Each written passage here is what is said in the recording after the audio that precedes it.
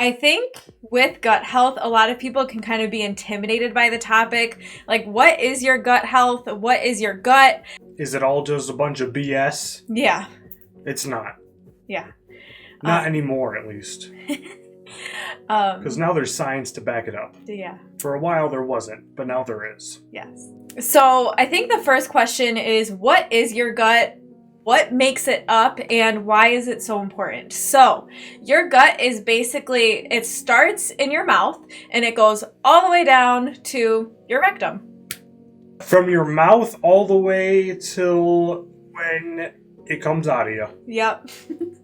Exactly. So I think something that a lot of people have no idea is what we digest and how we digest our food 110% matters. And it starts with as soon as you put the food in your mouth. So Devin and I in nutrition coaching, one of the first things that we focus on is when you do start chewing, you chew slowly and you chew all the way and you don't just scarf your food down.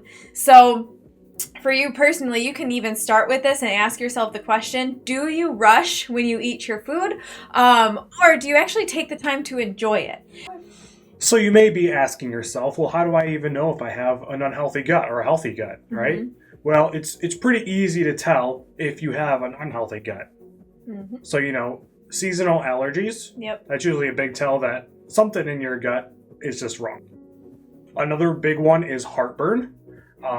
If you have a lot of mental fog, or you often find yourself just feeling a little hazy. Mm-hmm. And I want to go off of this one real quick. I think a lot of people blame their mental fog just on being tired, getting older, any of those excuses, when really it totally starts with what you're eating. Of course, your recovery matters, but when our brain is not functioning properly and working well, that is a huge sign that the way you're eating, the way your food is being digested, and your gut is not, working well. Skin conditions like eczema, acne, or rashes that are just recurring, and you don't know why they're not going away. Yep.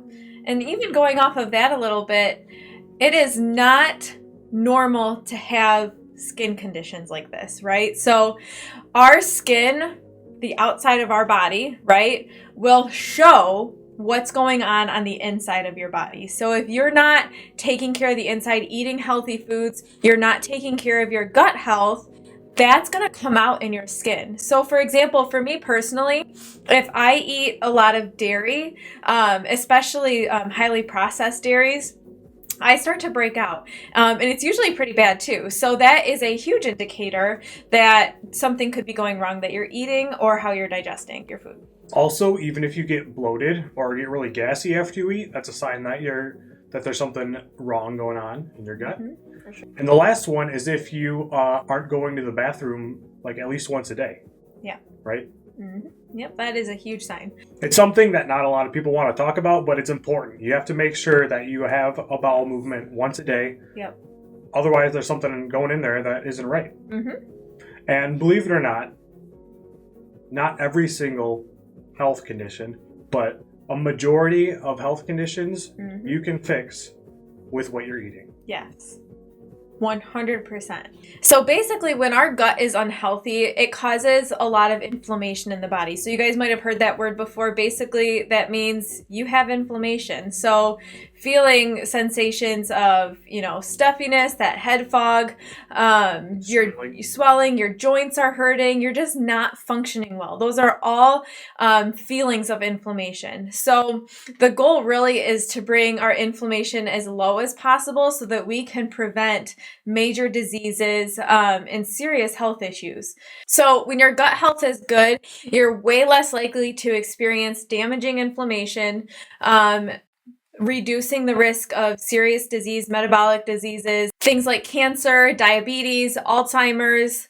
It really can go on and on. So a little scientific fact for you, our brain and our gut constantly have conversation with each other. So whatever you're eating, your gut will tell you how your brain how it should be feeling. So that's why, interesting fact, our gut health is linked to things like anxiety, depression, major mood swings. So it's very interesting to know that the healthier you eat, the healthier your brain is going to be. One of the new emerging fields in medicine is nutritional psychology, where that's where a lot of this type of information is coming from the studies that they're doing based on what people are eating and how their anxiety is triggered or depression, and just how they feel overall, right, based on diet. Yes. So a really easy way for you to start to work on your gut health is simply through your nutrition. So at the beginning of the video, we said to start eating a little bit slower and really pay attention to that. But the next thing that you can start to do is really add a variety of food in. Specifically, of course, if you're bringing in vegetables, you could start there. But if you're already bringing those vegetables in, start to add a different type. So maybe next time you go to the grocery store, pick out maybe 1 or 2 different veggies that you like, because what that will do is create more of a variety of what we call microbiome in your gut. So that is something really easy for you to start doing. And if you have maybe a hard time with vegetables, it can really be anything that you can start bringing in that just has some variety to it. If you liked our video and you got something out of it, be sure to share it with a loved one or a friend, and make sure that you like and subscribe our channel, because every single week we post videos just like this, either on nutrition, fitness, or mindset.